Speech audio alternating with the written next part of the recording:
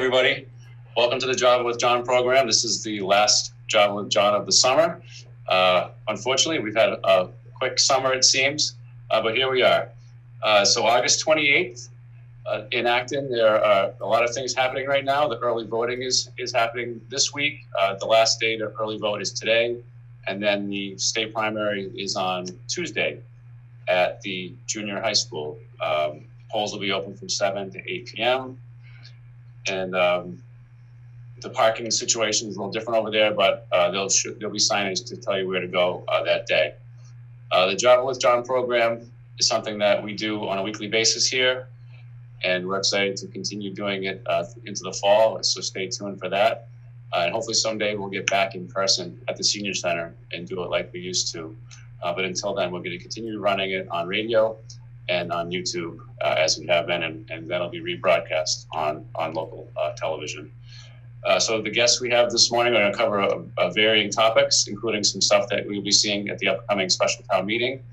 But before we get to that, I'd like to just go over a few things. In addition to the primary that's going on right now, several other things that are happening in town here.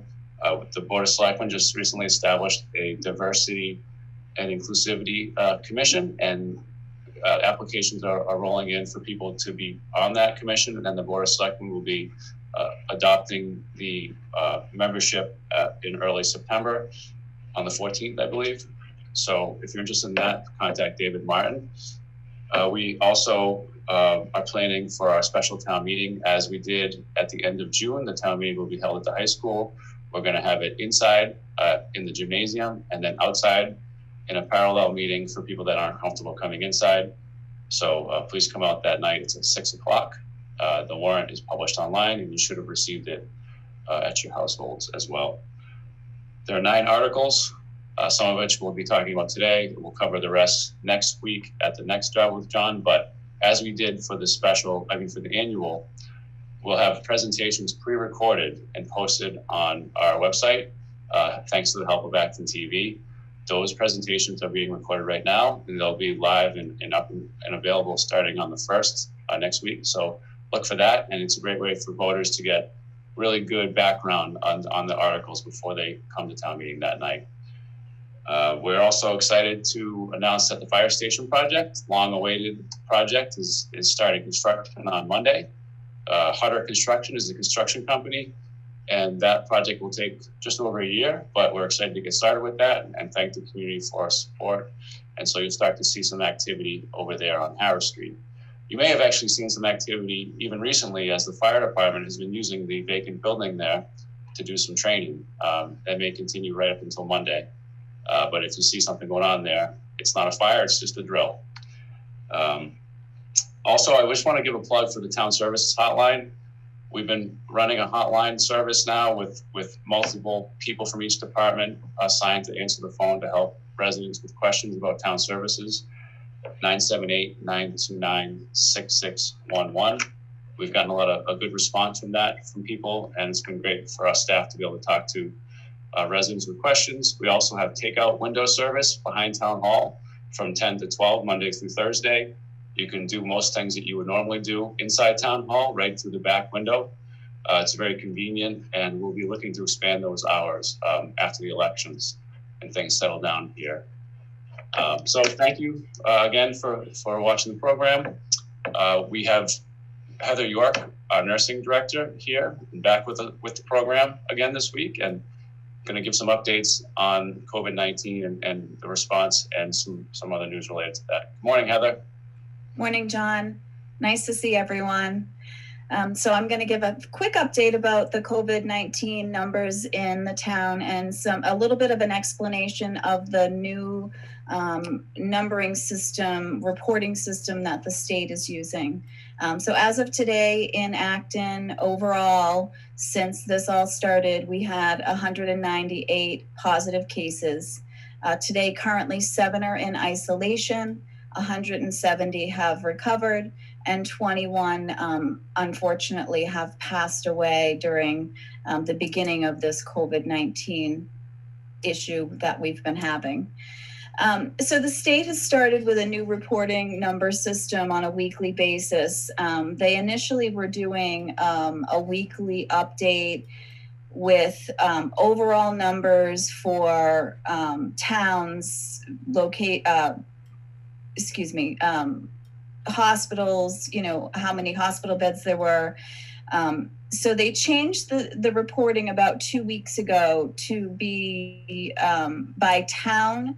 What they're doing is the count and the rates of confirmed COVID-19 cases and tests performed by each town in Massachusetts. And they're using a number scale of 100 of cases per 100,000 residents. So they're also using a color coding system, and it starts with the lowest amount of folks that are positive, or the percentage. That would be gray. That gray is reported less than 5 reported cases in the last 14 days. Green is the average daily case rate over the last 14 days is less than 4. For the population of 100,000. Yellow is 4 to 8 cases per 100,000, and red is, the average daily case rate is greater than 8 per 100,000. So last week when the report came out, that would have shown the numbers from that current week and the week prior. And Acton was in the gray at that point. So we were very low, and our percentage was in the 1.5%, I believe. This week we did go up a little bit. We had 11 cases over the last 14 days, 11 positive cases. But as you can tell by the numbers I reported in the beginning, that those numbers have dropped because people have come off of isolation as time has gone by. So that's for the last 14 days. So right now we're in the green, unfortunately, and we are at 3.3%. So that's just a little clarification on that new reporting system. You'll also notice, if you do look at that, Acton, the total cases they have is 187, and I report 198 today. And the reason for that was, in the beginning of the COVID-19 pandemic, anyone that was living in the long-term care at Acton Life Care, anyone that was living there was reported as living in Acton. That was how they were doing the counting at that moment. That's changed a little bit now. The other issue would be anyone who is at a different long-term care facility. This is the number difference. If they have a mailing address in Acton, that was their mailing address for the reporting, even if they were outside of Acton. So that's changed a little bit now. When they were reporting the numbers in the beginning, if you had a mailing address in Acton, that's where you lived. So that's why the numbers are a little bit different, because the numbers we followed from the beginning were all the cases that we've followed since the beginning of COVID-19. So just to give a little clarification. Just a reminder, wash your hands, wear your masks, please. Socially distance when you are out and about. I know that it's nice to be out and be able to do things again, but just keep in mind that the virus is still out there. We're still getting hundreds of cases daily through the state. And I want everyone to be safe. So just take those extra precautions, especially for those who have an underlying health condition. It's so important to keep doing all the things we've been doing since March. Thank you so much. Thanks, Heather. That's hundreds of cases across the state, not here in Acton. Correct. Correct. Hundreds of cases each day in the state of Massachusetts, yes. Not in Acton. Yes. Thank you for the updates. And yes, wear your mask up. As Cheryl said last week, mask up Acton. So thank you all. And thank you, Heather. And our next guest, Sharon, is going to give us some updates on how we're connecting with seniors. Sharon, good morning. Morning, John. Thank you. This week we had a great lecture on prohibition that happened yesterday. So we've been doing a lot of our lectures via Zoom, and then most of them are able to be shown later on ActonTV. So they've been a great resource for us. All of our exercise classes are being shown on ActonTV, but then we also have a watch list, a playlist on our website, so you can see them via YouTube at your convenience. Wanted to apologize. Our September newsletter ran into some glitches at the printer. So usually it's at your door right now, but they won't be mailing it until next week. So I apologize for that. I know Jim Snyder-Grant is here to talk about the climate emergency, but COA has been working with him and his group to do a presentation. So if you don't get your newsletter in time, please mark this date, September 3rd. We're going to be doing a presentation on Zoom on the climate emergency at 1 o'clock. Couple of other things. The COA board reached out to conservation, which was great, and was able to find 4 trails that are senior friendly. They actually went out and tried them themselves. So we have a flyer on that. We're working with the Board of Health, Conservation, and COA are collaborating a senior trailblazer program. So be a trailblazer. If you walk these 4 trails, you'll get a certificate. So get your sneakers on, get ready, more to come. We'll be handing out those flyers soon. Also, I know a lot of folks have been cleaning out. It's a great time since we're kind of stuck at home. So we had the shredding truck last month. September, we're going to have household goods. So they're a wonderful agency in town. We refer to them often for folks that are in need of any kind of household items. I remember years ago when I worked in Pepperell, we had a fire in elderly housing, and Acton stepped up and we were able to get people all the furnishings they need for their home. So not only Acton, but anywhere in town. So they are in need of donations, towels, blankets, sheets, kitchenware, that sort of thing. So we'll be having their van show up at the senior center, and there'll be another drive-through event. So get your things together. That's coming the end of September. You don't even have to leave your car. We're going to have students unpack your car for you. And then just another a reminder that transportation is available. So it's been running all along. If you need to go to a doctor's appointment, or if you'd like to go vote, you can call 978-844-6809, and they can get you there safely. Thanks, John. Thank you very much. Sharon, you said you had an event yesterday on prohibition. About how many people attended an event like that? I believe we had about 30 signed up on Zoom.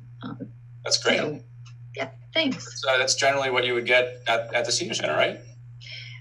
We're seeing lower numbers on Zoom, and again, that's the great thing about ActonTV is then people can watch it later at their convenience, or if they're not comfortable going on Zoom or with technology, they've got another option. And just thank you for bringing that up. A reminder too, we have honor students that are willing to walk you through. If you're a little nervous about using Zoom, they can call you on the phone and kind of walk you through the steps. So seniors helping seniors. That's it. We like it. We like it. Well, thank you. Thanks for all the updates. Our next guest is a Board of Selectmen member, Jim Snyder-Grant, and he's part of a group of individuals that filed a citizen petition this year for a special town meeting, and on behalf of the Climate Coalition. Jim, we'd love to hear more about this initiative and what you're looking to share about it leading up to town meeting. Good morning. Thanks, John. It's great to be here. I'm so glad you're doing this show. So this work with the Acton Climate Coalition started before I was on the board. Back in 2019, as a member of Green Acton, we were talking about what we could do about climate change, which threatens, the life we have here in Acton.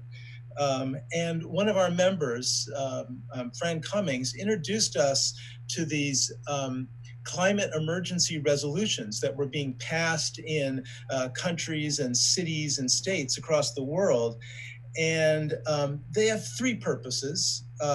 First is to just help encourage all the groups, the government and the businesses and families in a town or a city or a state to start doing what they can right away about addressing climate change. The other purpose of this kind of resolution, it's written right into it, is to call on the state and federal governments to provide the kind of legal and regulatory and financial support we're going to need to make the kind of rapid changes we need, because we can't do it on our own. And finally, it's a great chance to do a lot of education and communication and learning about climate change and what we can do about it. To that end, we have put together a website, ActonClimateCoalition.org.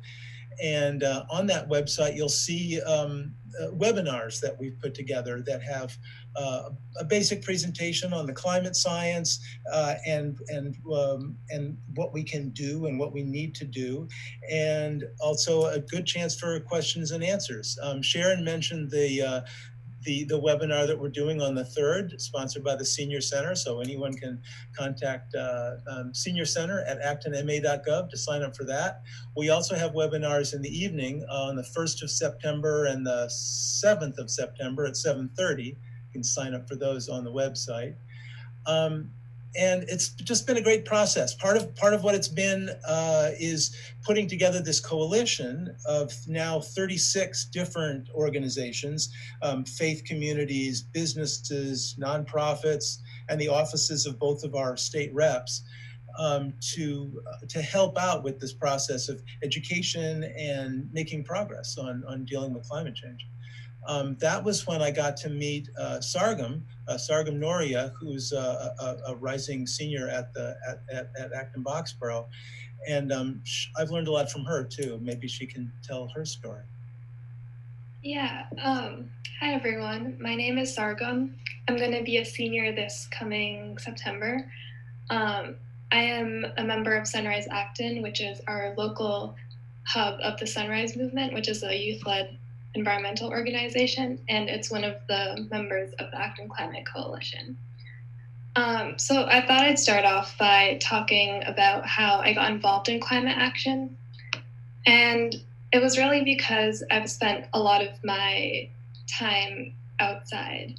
I remember a lot of my childhood memories are of me playing outside with my neighbors until it got so dark that our parents yelled at us to come inside. And as I grew older, I continued to spend a lot of time outside through soccer, cross country, and skiing. And the first time I heard about climate change, I think I was in elementary school. And I was really scared to hear that human activities were causing the destruction of our planet. And I had assumed that our leaders would take care of it because it just seemed like the only option that we had. But as I grew older, I realized that wasn't the case. And so when I reached high school, I joined the Environment Club resource force, and I got involved in helping fix the gas leaks in our town. And then I met people who are also really passionate about this issue. And we formed Sunrise Acton, and that was how I met Jim and learned about the Acton Climate Coalition. So this spring, I heard that they were working on declaring a climate emergency in Acton, and I just knew that I had to get involved. And the reason that we are declaring a climate emergency is because it is an emergency. And we can't keep climate change in the background any longer, because the longer that we wait to take action, the worse that we're going to feel the effects of climate change. And every day that we're pumping out carbon emissions and other greenhouse gases, we're not feeling the direct effects of it, but they're happening right now. For example, we have a drought, and there's more effects to come, such as disruptions in food supply chains, and I think it's predicted that there's going to be 200 million climate refugees. So basically, it's a lot of predicted suffering, which is really scary and daunting. But we have a time frame right now where we can take action that our future is relying on. And since it's an emergency, individuals can't solve it. So we need a society-wide mobilization. And you might think that Acton is a small town and that we can't really make a difference. But we actually can, because our actions here in Acton will help inspire other towns to do the same. And it'll help us pressure our state and federal governments to pass the climate legislation that we need. And so now is our chance to take action and say that we want to live on a habitable planet in the future. And that is why we are doing this. Thank you. Thank you, Sargam. That was a great presentation. It's very interesting to hear how you got involved, and it's great to see such a wide group of people, both students and residents at large and select board members involved in this effort. It's nice to see such a wide group of people involved in this very important initiative. So hopefully we'll have a chance to ask you some questions about this after we conclude the program here. And thank you very much. So our next guest is another Board of Selectmen member, Dean Charter. And Dean is going to be presenting information about the Piper Lane property acquisition, which is the main reason that the board called a special town meeting for September 8th. So this is a great opportunity for Java with John viewers to understand more about what is being asked of the voters. Dean, good morning. Hey, thank you, John. Glad to be here. So, Article 1, which will be coming up next on the 8th at the special town meeting, is a request for authorization to allow the Board of Selectmen to acquire the property at 4 Piper Lane, 6 Piper Lane, 4 Piper Lane rear, and a right-of-way portion over a portion 90 School Street. These parcels total a bit over 6 acres in size, and the funding requested is $1,200,000. The land is being purchased for open space, passive recreation, and conservation purposes. And this requires a 2/3 vote of town meeting to pass. The Great Hill Conservation Recreation Area that you see on the screen right now is one of the first land acquisitions for open space purposes made by the town of Acton. It's 192 acres in the parcel, and it was purchased in 1971 and 1975 using primarily state and federal funds. In 2008, town meeting approved the purchase of an additional 5.2 acres of land at 8 Piper Lane, sometimes referred to as the Gable land, using open space funds.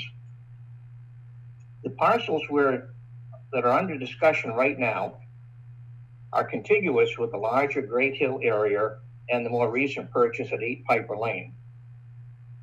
The Open Space Committee had attempted to negotiate a purchase of these parcels in the past, and the parcels are identified as priorities over 20 years ago in the 1998 Open Space and Recreation Plan. Over the last 2 years, these parcels were under consideration for development for multi-unit housing.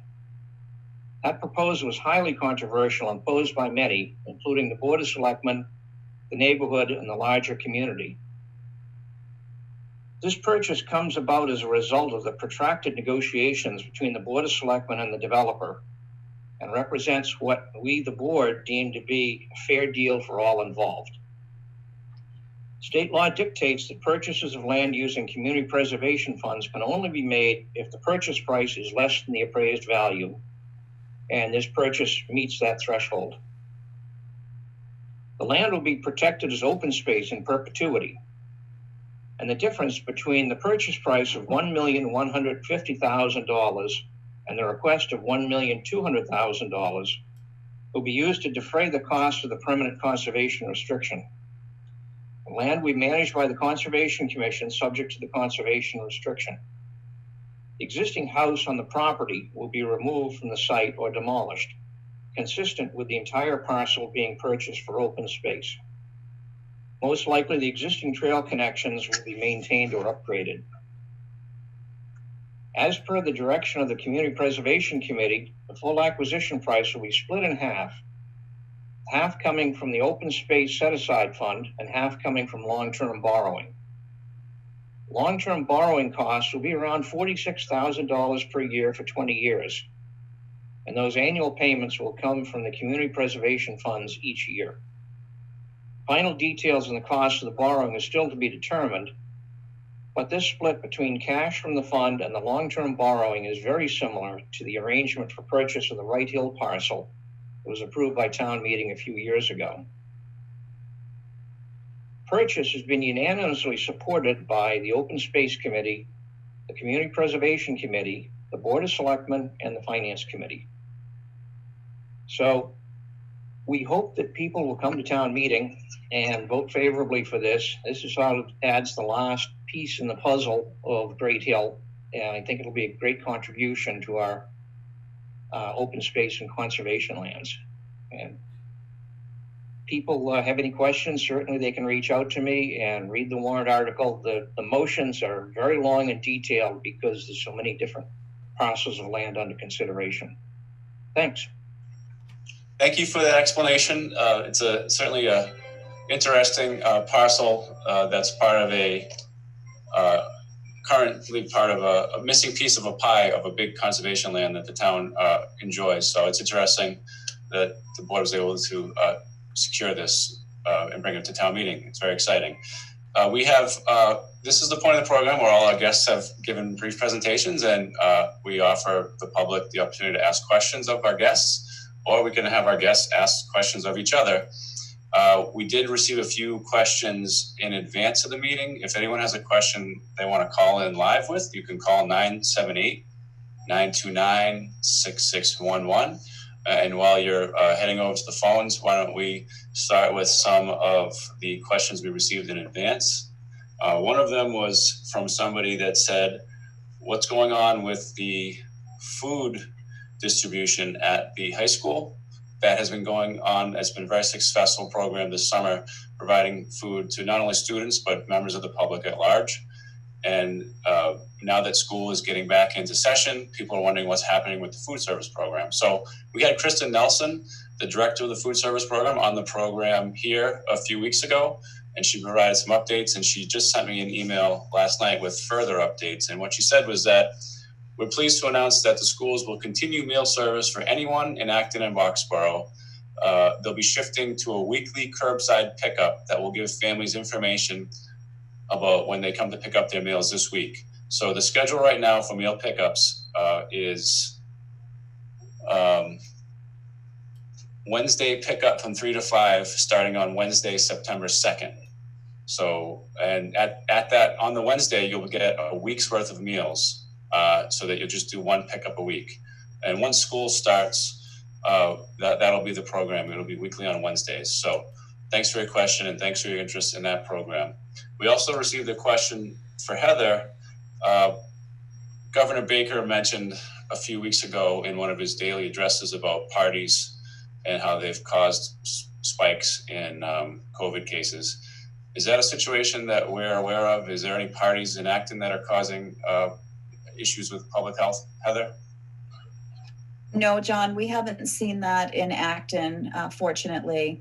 The governor did, pull back on the opening of businesses and rolled back the amount of people that can be in particular places at one time because the numbers were going up. And part of that was some big parties that he noted in one of his updates a few weeks ago.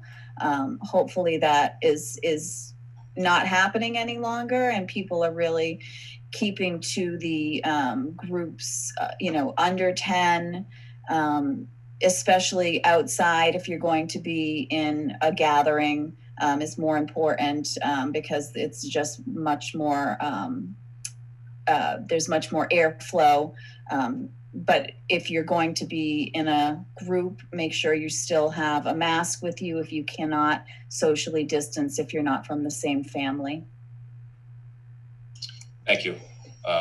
So glad to hear there aren't too many big parties causing trouble in Acton. People are behaving. That's good to hear. Here's a question about the Climate Coalition initiative.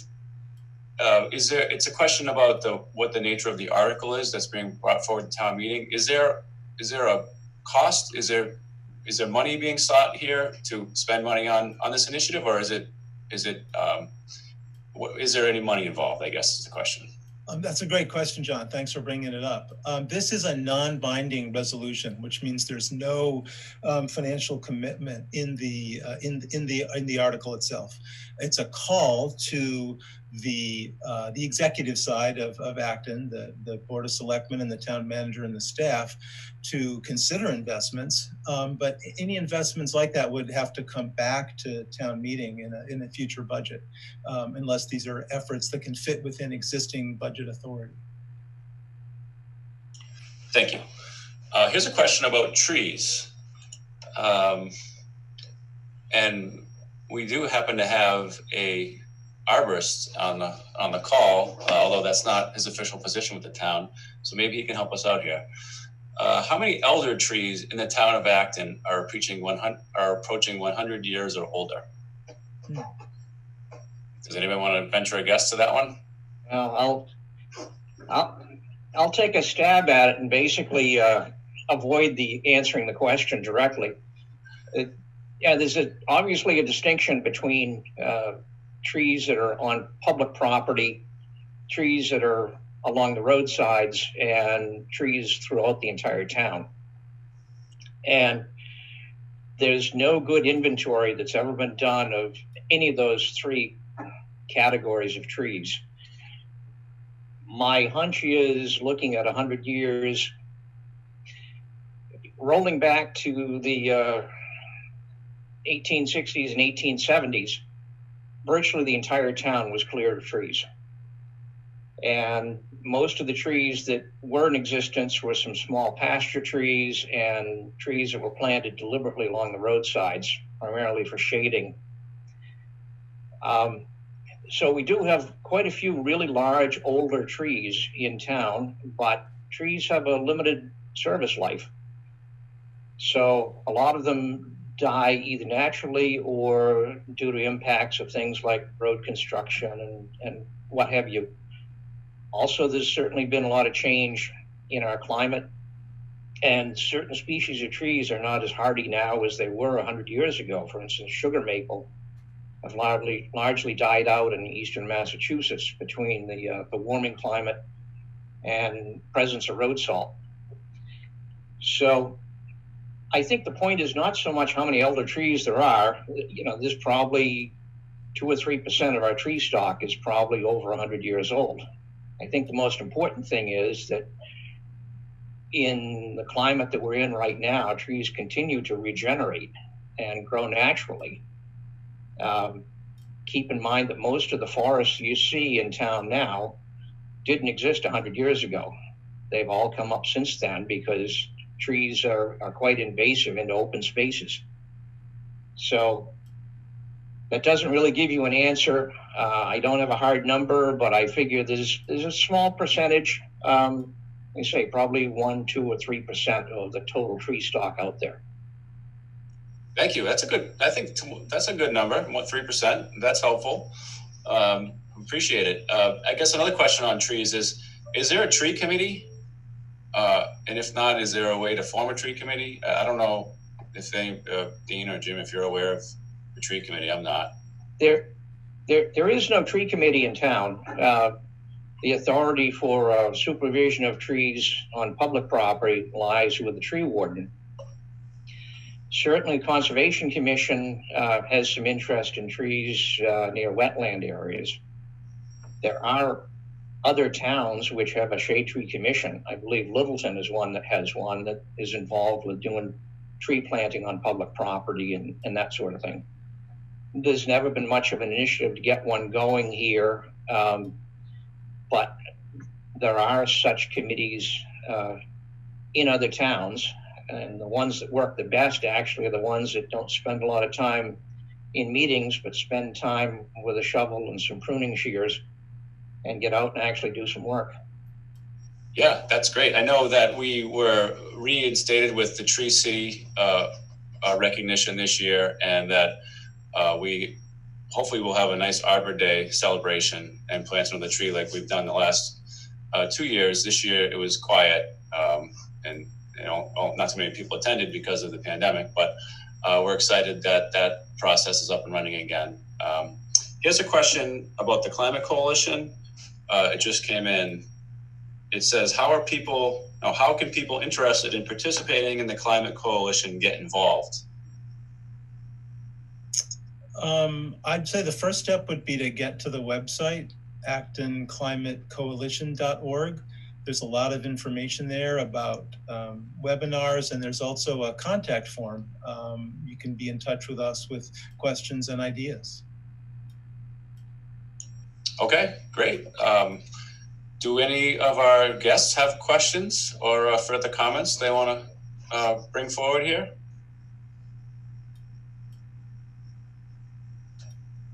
Sargam, you ready to go back to school? Almost, yeah. It's going to be different this year. It will, for sure. I chose the remote option, so it's going to be a completely new experience. Good. Well, I wish you the best of luck, and thank you for your participation in this program and with the coalition as well. And thank you to all of our guests this morning and the team behind the scenes helping us out, Mark, Justin, and Austin. And we will see you all next week with the Job with John program. Thank you and enjoy the rest of August.